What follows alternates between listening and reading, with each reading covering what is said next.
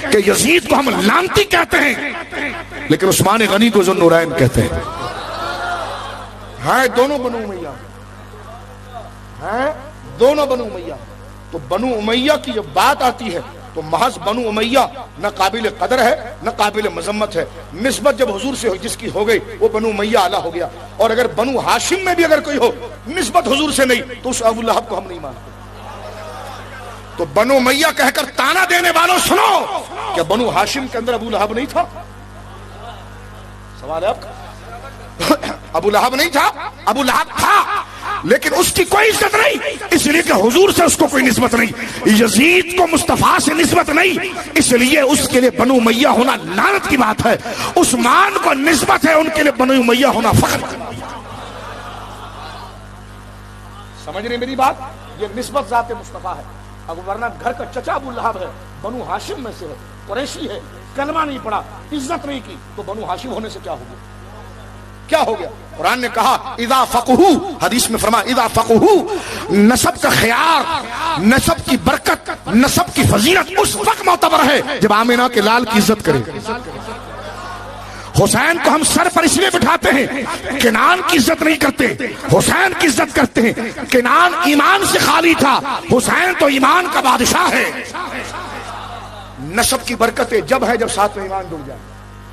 نسب کی برکتیں کبھی بولیے جب ساتھ میں ایمان جڑ جائے. اور میں آپ کو بتانا چاہتا ہوں، سنو، یہی بنو امیہ کا دور ہے، بنو امیہ کا دور ہے. اور بنو امیہ کے ایک امیر ہیں، ان کے دربار میں کسی نے کہا قال امیر المومنین یزید، فرمایا پھڑے نو گردن سے، فرمایا پکڑ اس کتے کو جس نے یزید کو امیر المومنین کہا، پکڑ اس کو. تہذیب اٹھا کر دیکھیں، اللہ میں ابن حجر اسقلانی لکھتے ہیں. توجہ ہے آپ کی؟ یہی بنو امیہ کا دور ہے. میں جب حوالہ پڑھ رہا تھا میں اپنی کیفیت اس حوالے میں بتاؤں آپ کو. آپ نے کئی علماء سے حوالہ سنا ہے، ایسا نہیں کہ آپ اس سے واقف نہیں، آپ تو ایک محاذ پر بیٹھے ہوئے ہیں. اور اتنے جید علماء جو اتنی باریک بینی سے مطالعہ کر کے تحقیق آپ کے سامنے عرض کرتے ہیں اہل سنت کی، یقیناً آپ نے سب کچھ سنا ہوا ہے. لیکن میں اس مطالعے میں جو میری کیفیت تھی وہ میں آپ کو بتاؤں. تہذیب میں جب میں یہ حوالہ پڑھ رہا تھا کہ بنو امیہ کا دور ہے اور بنو امیہ کا دربار، یزید بنو امیہ میں تھا نا، بس اسی کے مزاج کے لوگوں کی حکومت چل رہی ہے، اسی کے خاندان کی حکومت چل رہی ہے، ٹھیک ہے. لیکن ایک عجیب دور آیا کہ اس کی حکومت کے دور میں انہی کے ماننے والوں اور انہی کے خاندانوں اور قبیلے کی حکومت میں ایک دور ایسے خلیفے کا بھی آیا کہ اس کے دربار میں کسی نے کہا یزید امیر المومنین، معاذ اللہ، توبہ توبہ، یزید امیر المومنین. وہ اپنی کرسی سے کھڑے ہو گئے، فرمایا اس خبیث کی گردن پکڑو. کیا کہا؟ اس خبیث کی گردن پکڑو. اس نے میرے سامنے یزید کو امیر المومنین کیسے کہا؟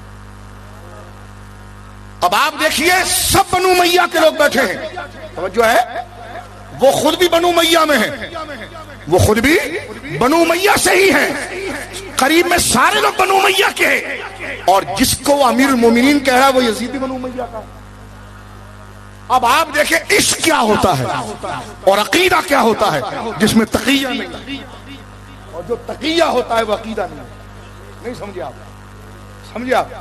تو اب آپ دیکھیے اہل سنت کے شیر اماموں کو، اللہ اکبر، جب اس دربار کے اندر کسی نے کہا یزید امیر المومنین، آپ نے یہ نہیں کہا کہ سارے لوگ میرے ساتھ ہیں کہ بغاوت نہ ہو جائے، اکیلے میں ذرا اس کو لانا، 2 تھپڑ ماروں گا کہ یزید کو اس نے امیر المومنین کیسے کہا.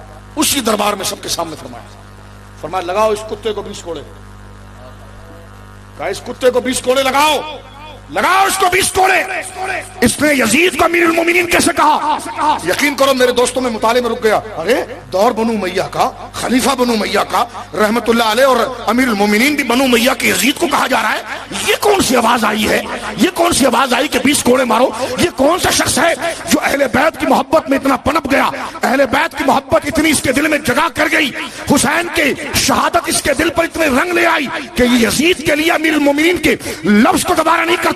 جب میں نے دیکھا تو وہ عمر کا بیٹا عمر بن عبدالعزیز، میں نے حوالے کا چوم کر کہا، میں نے کہا یہ کرسی کا کمال نہیں، یہ فاروق اعظم کے نسب کا کمال ہے. یہ بات عمر کا بیٹا ہی کر سکتا ہے. یہ بات عمر کا بیٹا ہی کر سکتا ہے، کوئی اور نہیں کر سکتا۔ وہ عمر جو ڈنکے کی چوٹ پر اپنی ٹوپی اتار کر کہے ہاں ہاں حسین، ہمارے سر پر جو بال اگے ہیں یہ آپ کے اور آپ کے نانا کا صدقہ ہے، میں نے کہا یہ اس کا بیٹا ہی اپنی کرسی سے کھڑے ہو کر کہہ سکتا ہے کہ یزید کو امیر المومنین کہنے والے اس بدبخت کو 20 کوڑے مارو، اس لیے کہ یزید کو امیر المومنین کہنا یہ اہل بیت کی گستاخی ہے، یہ اہل بیت کی۔ اور میں نے کہا دیکھو بنو امیہ کا خلیفہ ہے لیکن بیٹا عمر کا، بیٹا کس کا ہے؟ عمر کا بیٹا ہے، فاروق اعظم کا بیٹا ہے۔ تو میں نے کہا دیکھو نسب کس طرح بولتا ہے، نسب کس طرح بولتا ہے۔ میں نے کہا عمر تو عمر کے گھرانے کی تربیت اتنی ہے کہ 3 پشتوں کے بعد بھی اگر بیٹا پیدا ہو تو وہ عاشق اہل بیت ہے۔ اور ظالموں، اگر تمہارا عقیدہ، تمہارا معیار عشق اہل بیت ہے تو صحابہ کے خلاف بھونکنا چھوڑ دو۔